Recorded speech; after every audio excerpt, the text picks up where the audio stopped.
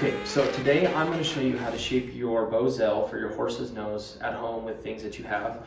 So when you get a hackamore, especially if it's brand new, or a bozell, I'm going to say those interchangeably, this is going to be like a teardrop shape. And no matter what the physiology of a horse's face is in your mind, it is not this shape.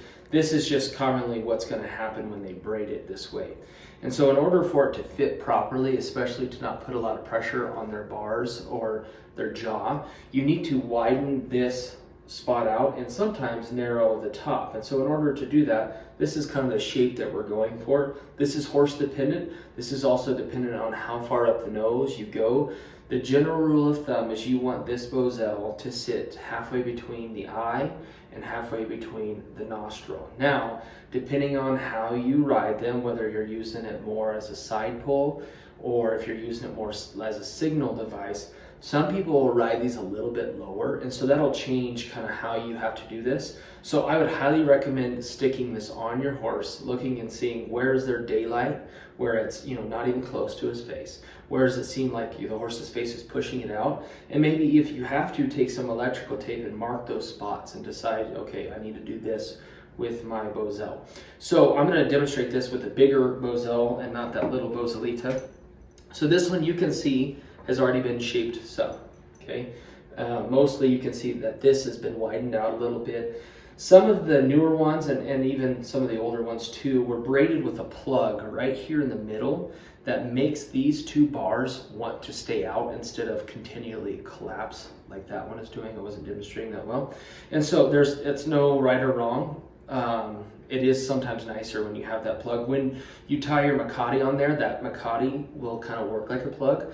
That's also something that we can make another video about, is tying a Makati, but also when you would untie it or not untie it. So for this video specifically, we're going to say that we untie our Makati often, and we're going to store our hackamore like this. So I'm going to determine that my horse needs the noseband narrowed in, which is almost every horse. Usually these Makatis bozells are pretty wide. So we want to narrow the top without narrowing the bottom. And so in order to do that, we're going to tie it around. Paint cans work really good. So this might be too big, but especially if it's a fresh or a new one or on a new horse, I like to really take stuff out because I know that over time it's just going to come back in. And so I might work really hard to get just the perfect shape, and after I've tied this up and it's still not quite as far as I want. So I'm going to use a bigger paint can. So this is definitely bigger around than the muzzle of a horse often. So I know that I don't need to go any wider than that. This I would use, so this is actually pretty inventive. You'll see this style of paint can in a lot of places.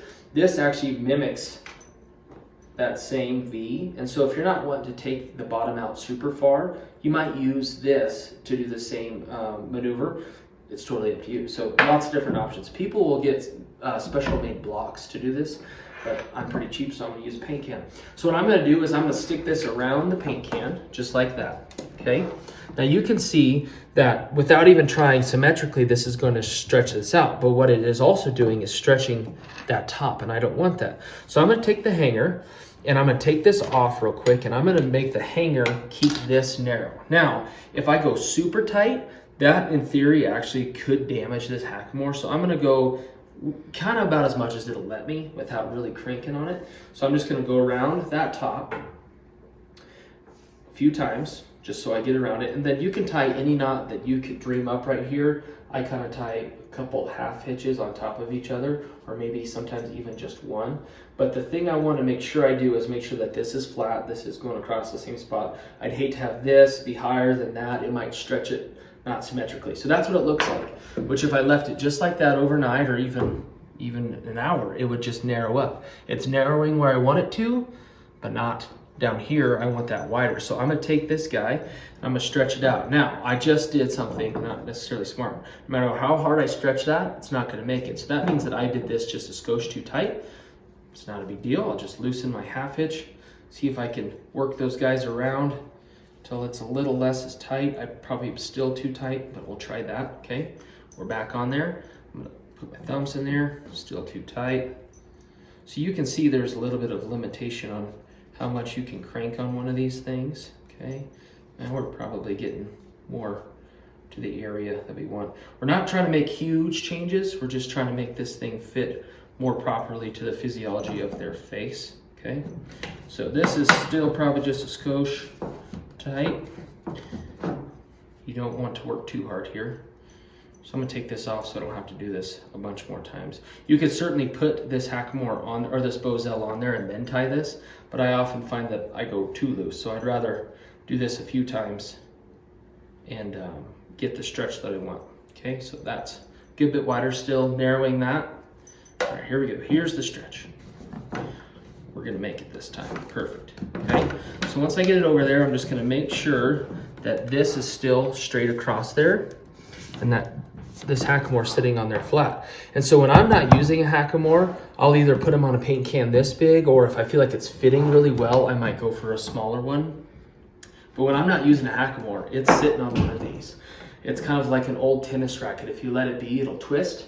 And so this might not necessarily twist, but it'll just try to work back in. So this is how I leave my hackamores, just sitting in the tack room, just like this. When I'm ready to use it, I'll pull it off of here.